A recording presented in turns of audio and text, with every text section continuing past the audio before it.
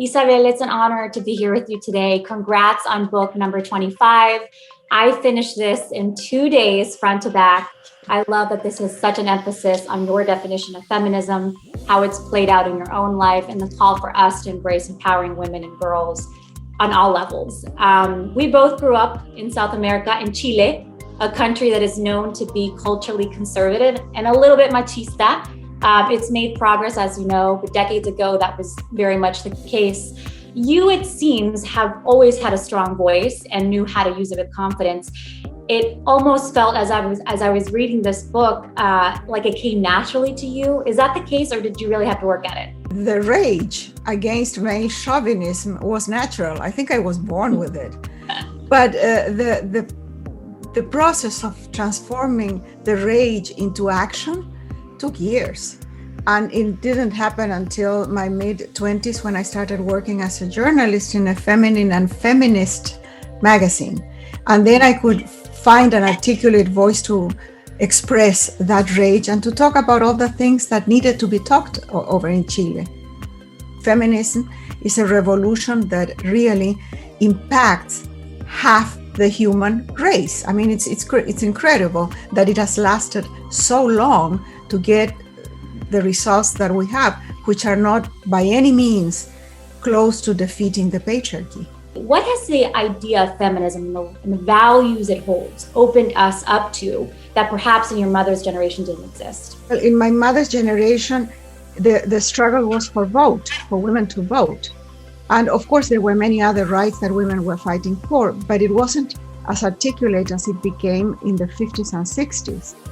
And by then, my mother was 30 years old and trapped with 3 babies and no husband.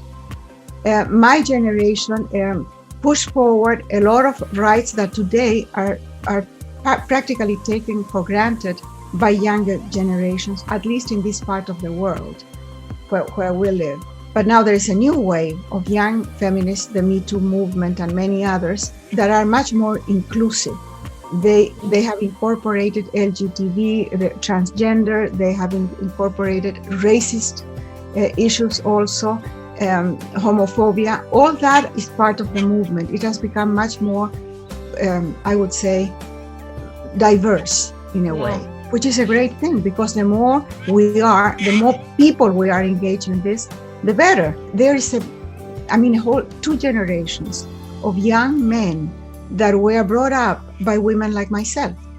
And those men of today are not the male chauvinist pigs that men were when I was growing up or when I was young. And so they are part of the movement, because what is the whole point of defeating the patriarchy? Change the world for a more sustainable, inclusive, just world in which we all will benefit, not only women. In order to change the nature of power, we have to have a critical number of women sharing power. And then the nature of women will not have to change because they are in power. We have to fight that, and we are getting there. That's better than how it was 20 years ago. I'm telling you, it was way worse before. You know what? For example, when I started working, harassment, sexual harassment was a given. It wasn't even talked about until Anita Hill came up with the word sexual harassment. Nobody talked about it. It wasn't an issue. Women who were in the workforce were exposed to that, and that was the price they had to pay. Well, that's not the case anymore. So many things have changed, and they are changing rapidly. Keep fighting. Yeah. Often you just have to go with the flow and try to do the best you can, unless you are really strong. And males, when they are challenged by a woman, get really angry. When they are challenged by a group of women, they shut up. So let's help each other. That's right.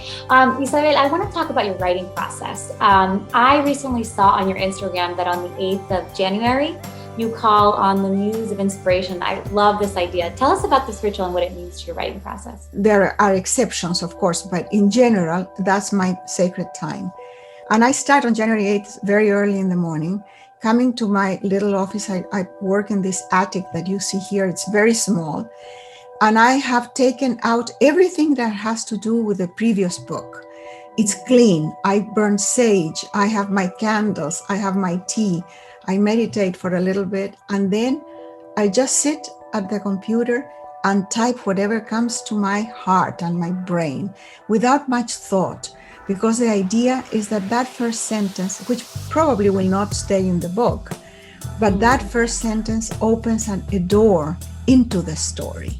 What would you like to achieve with A Soul of a Woman? And what is the message you want to leave women and men who read it?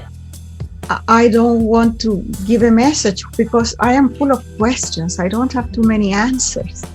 I wish the book would be like something that would start a conversation in a couple or in a gathering or among women or in a book club. Just the conversation, and each person in that conversation brings something to the table, and let's see what happens. If I don't think a book can change a person, but it can inspire a conversation, and it is in the sharing of ideas that we can change.